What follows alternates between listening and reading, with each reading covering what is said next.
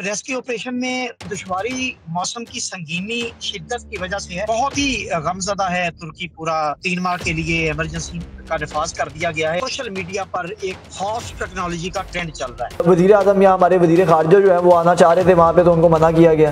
जो इमदादी सरगर्मियों में यहाँ पर इनकी मदद कर सकते हैं उनका आना जरूरी है। इसकी सरबराह मुमलकत का आना बिल्कुल कतई जरूरी नहीं है। वहाँ से जो है वो ज़ल्ज़ला जो है वो ट्रैवल कर रहा है और अगली बारी जो है वो पाकिस्तान की एक शख्स को फ्रंट पर लाया गया है और कंट्रोवर्सी क्रिएट कर दी गई है कि इसमें बड़ी ताकतें इन्वॉल्व हैं। शैतानी मंसूबा है, दजाली मंसूबा है कि दुनिया की आबादी को 3.5 अरब किया जाए। वेरी वार्म वेलकम नाज़रीन, I am your host Azeem Butt and you are watching हालात हाज़रा प्रोग्राम। नाज़रीन, जैसा आपको मालूम है कि दुनिया के अंदर जो तुर्की है और शाम है और उसके इर्द गिर्द के जो चंद ममालिक हैं वो इस वक्त क़यामत से पहले क़यामत का मंजर देख रहे हैं और बड़ा शदीद किस्म का ज़ल्ज़ला जो है वो 7.8 के करीब बताया जा रहा है कि वहाँ पर आ चुका है। और पिछले तकरीबन 3 से 4 दिन जो है वो तुर्की वालों के लिए बहुत ही मुश्किल से गुजरे। हम सोशल मीडिया के ऊपर जो है वो देख रहे हैं कि जिस तरीके की वीडियोस जो है वो सामने आ रही हैं, छोटे बच्चे हैं, बच्चियां हैं, औरतें हैं और किस तरीके से जो है वो वहाँ पर अमवात हो रही हैं। तकरीबन 10,000 के करीब दोनों ममालिक का मिला के फिगर बताया जा रहा है कि दोनों ममालिक के अगर मिलाया जाए शाम में और तुर्की में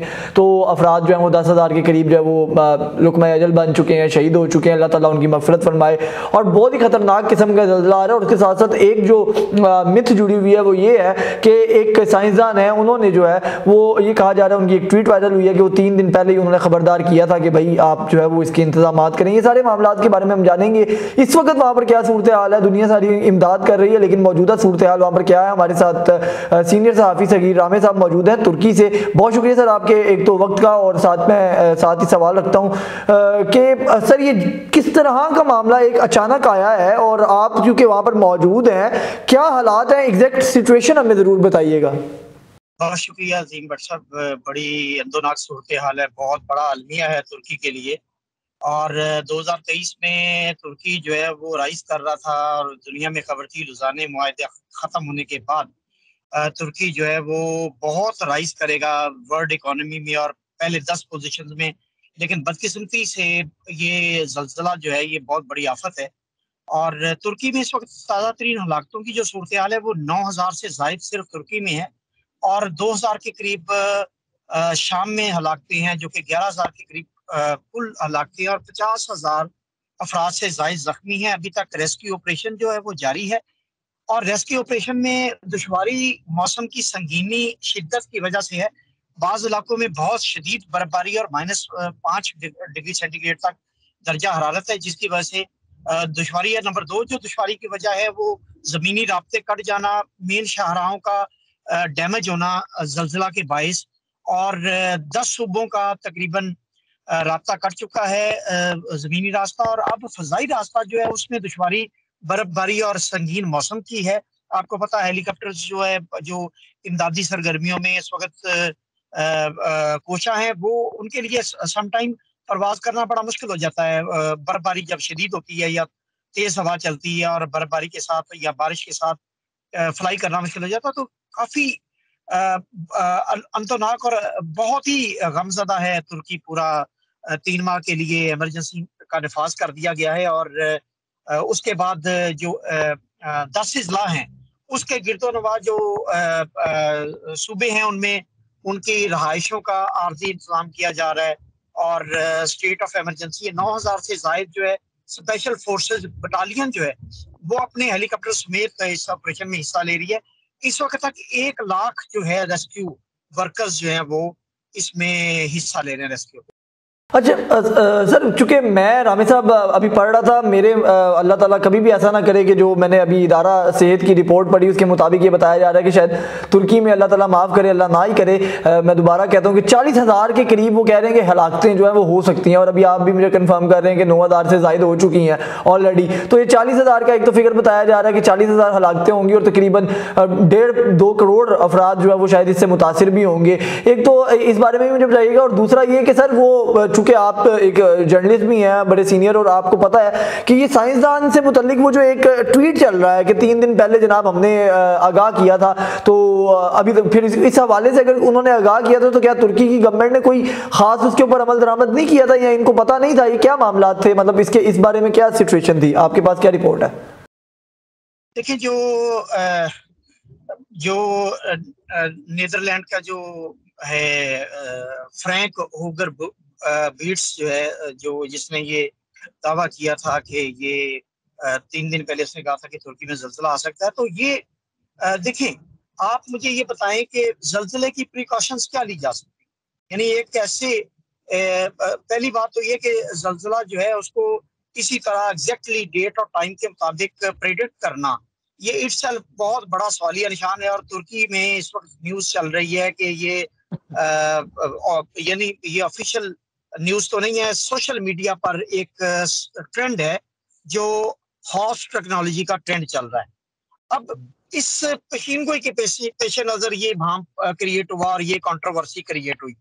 अब दूसरी बात, आपने कहा कि हिफाजती इक़दाम, तो क्या आप क्या समझते हैं कि अगर इस तरह का कोई र्यूमर आता है या कंट्रोवर्शियल स्टेटमेंट कहीं से आती है जिसका फ्यूचर में आप प्रेडिक्ट नहीं कर सकते कि 3 दिन बाद आना है या 2 माह बाद आना है या कब आना है, तो ये आप किस तरह के हिफाजती इक़दाम वहां कर सकते हैं और कोई पता नहीं है कि जल्जले का मुकाम कौन सा है।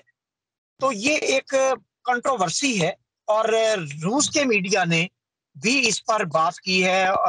रूस का जो इलेक्ट्रॉनिक मीडिया है उसका इस पर बात करना कि ये हॉट टेक्नोलॉजी के इस्तेमाल से ये जल्जला मैनमेड है, तो ये एक बहुत बड़ी इस वक्त कंट्रोवर्सी है जो तुर्की की अवाम में पैनिक फैलाए हुए है। अच्छा, मैं अब मज़ीद ये सर जानना चाहूँगा कि क्योंकि आपने भी उसका तज़किरा किया कि बहुत, एक तो वहाँ पर जो मौसम है वो भी बड़ा सख्त सर्द है और बड़ा ख़राब है, और फिर जो 3 महीने की एमरजेंसी भी लग चुकी है। तो अभी किसी दीगर जो ममालिक है, जिस तरह हमने ये देखा कि पाकिस्तान की तरफ से एक तो बड़ा यानी कि वार्म किया गया हमारे जो प्राइम मिनिस्टर हैं उनकी तरफ से भी, और जो गवर्नमेंट है उसकी तरफ से भी कि हम इस घड़ी में जो है वो तुर्की के साथ करें, लेकिन वज़ीर आज़म जो पाकिस्तान है उन्होंने वहाँ पर आने की अगर बात की तो तुर्की हुकाम ने उनको मना कर दिया कि आप अभी ना आए। तो उसको लेके भी आज सुबह से पाकिस्तान में जो है वो प्रॉब्लम एक थोड़ी सी, यानी कि आपको पता है कि पाकिस्तान के तो पॉलिटिकल हालात जिस तरह के हैं तो वो शुरू हो गई है। तो इस बारे में आपके सोर्स रिपोर्ट क्या कह रहे हैं, मतलब क्यों मना किया गया है कि वज़ीर आज़म या हमारे वज़ीर खारजा जो है वो आना चाह रहे थे वहां पे तो उनको मना किया गया? जी बिल्कुल, ये बड़ा इम्पोर्टेंट है। ये पाकिस्तानी अवाम को ये जानना चाहिए कि इस तरह की आफत में, इस तरह की मुसीबत में किसी भी सरबराह मुमलकत का विजिट करना इम्पोर्टेंट नहीं होता, उनको इमदाद भेजना अहम होता है। दूसरी बात ये बताऊं कि इस वक्त जो सदर रजब तैयब एर्दोगान है वो आज कारामान महाराष्ट्र का जो मरकजी सेंटर था इस जल्जला का, वो आज वहां पर पहुंचे हुए थे, यानी ऑन स्पॉट थे। उससे पहले वो अंकारा थे, फिर इस्तांबुल आए।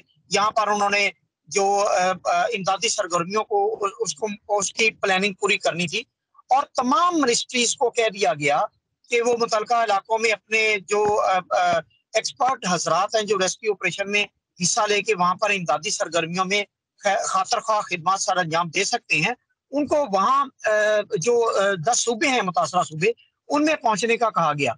अब इस सूरत हाल में अगर कोई किसी मुल्क का सरबरा आता है और सदर जो है रजब तैयब एर्दोगान वो कारामान महाराष्ट्र में होते हैं, जल्जला ज़दा इलाके में, तो उनको ना तो प्रोटोकॉल दिया जा सकता है, ना उनसे कोई मीटिंग का एहतमाम किया जा सकता। और मैं कहता हूँ ये इंतहाई गलत कदम था। अगर शहबाज शरीफ यहाँ पर सिर्फ इसलिए तशरीफ लाते कि वो जनाब तुर्की के शाना बशाना खड़े हैं, उन्होंने एक भेजा है पाकिस्तानी हुकूमत ने 72 लोगों पर मुश्तमिल रेस्क्यू अमला जो ट्रेन और इमदादी सामान भेजा है, जो कि एक ऐसा कदम है। मैं समझता हूँ कि इमदाद करनी है तो इस वक्त जो रेस्क्यू के ट्रेंड एहलकार हैं जो इमदादी सरगर्मियों में यहाँ पर इनकी मदद कर सकते हैं, उनका आना जरूरी है। किसी सरबराह मुमलकत का आना बिल्कुल कतन जरूरी नहीं है। वो इस वक्त तमाम आप ये देखें कि प्रेसिडेंशियल सेंटर में ऑफिस में उनके एक सेंट्रल क्राइसिस सेंटर क्रिएट किया गया है जिसको वहां बैठ के पूरा मॉनिटर किया जा रहा है। तो वो क्या इनके साथ प्रोटोकॉल में इनके साथ फ्लैग मार्च करेंगे, इनको प्रोटोकॉल देंगे, या वो अपने मुल्क की आवाम को बचाएंगे? क्या करेंगे वो? उनके पास क्या चॉइस है? ٹھیک ہو گیا سر. میں رامی صاحب آخر میں صرف یہ جاننا چاہوں گا کہ چونکہ ایک تو آپ نے بڑا کنٹروورسیز والا وہ طریقہ بتا دیا ہمیں, مطلب سارا معاملہ کہ وہ جو ایک ٹویٹ سے ریلیٹڈ تھا, لیکن اس کے ساتھ ساتھ ہی اب ایک اور چیز جو ہے وہ وائرل ہوئی ہے, اور ٹو بی آنسٹ پاکستان میں ہر گلی چوراہے کے اوپر جو ہے وہ اب یہی گفتگو ہو رہی ہے کہ شاید اب اگلا نمبر پاکستان کا ہے, تو کیونکہ وہ ایک سوشل میڈیا پر وائرل ہو گیا کہ بھائی وہاں سے جو ہے وہ زلزلہ جو ہے وہ ٹریول کر رہا ہے اور اگلی باری جو ہے وہ پاکستان کی اگلے 15 دن میں. تو کوئی کیونکہ بینگا انویسٹیگیٹو جرنلسٹ آپ کے پاس رپورٹ ہوگی, مجھے اینڈ پہ ضرور بتائیے کہ پاکستان کو لے کے بھی اس طرح کی کوئی پیشن گوئی ہے. جی بالکل, یہ اسی فرینک ہوگر بیٹس نے ہی یہ فردر اس نے یہ کہا ہے کہ سعودیہ, ایران, افغانستان اور پاکستان کا نام لیا, انڈیا کا بھی اس نے نام لیا, لیکن اب سب سے بڑی انویسٹیگیشن ہونے کی ضرورت یہ ہے کہ جتنے بھی ماہرین ہیں وہ یہ کہہ رہے ہیں کہ زلزلے کی ایگزیکٹ مقام اور اس کے جو وقت کا اس طرح تعین کر دینا یہ کوئی نیچرل پریڈکشن نہیں ہے. یعنی اس کا مطلب یہ ہے کہ ایک شخص کو فرنٹ پر لایا گیا ہے اور کنٹروورسی کریٹ کر دی گئی ہے کہ اس میں بڑی طاقتیں انوالو ہیں. اور آپ کو پتا ہے کہ کووڈ-19 میں ایک بڑی کنٹروورسی یہ سامنے آئی تھی جو ابھی تک جس پر بہت سارے دنیا کے جو دانشور ہیں وہ بات کر رہے ہیں کہ یہ دنیا کی آبادی کو 3.5 ارب پر لانا چاہ رہے ہیں. یعنی ایک شیطانی منصوبہ ہے, دجالی منصوبہ ہے کہ دنیا کی آبادی کو 3.5 ارب کیا جائے کیونکہ فوڈ کی مستقبل شارٹیج متوقع ہے. تو جو یہ جن کو یہ غریب غربا یہ ہمارے جیسے ملکوں میں بسنے والے افراد کو وہ یہ کیڑے مکوڑوں کی طرح ٹریٹ کرتے ہیں, تو وہ یہ چاہتے ہیں, یہ کنٹروورسی کی بات کر رہا ہوں میں, اپنی رائے کی بات نہیں کر رہا, ان کے مطابق وہ یہ چاہتے ہیں کہ دنیا کی آبادی کو 7 ارب سے 3.5 ارب پر کیا جائے.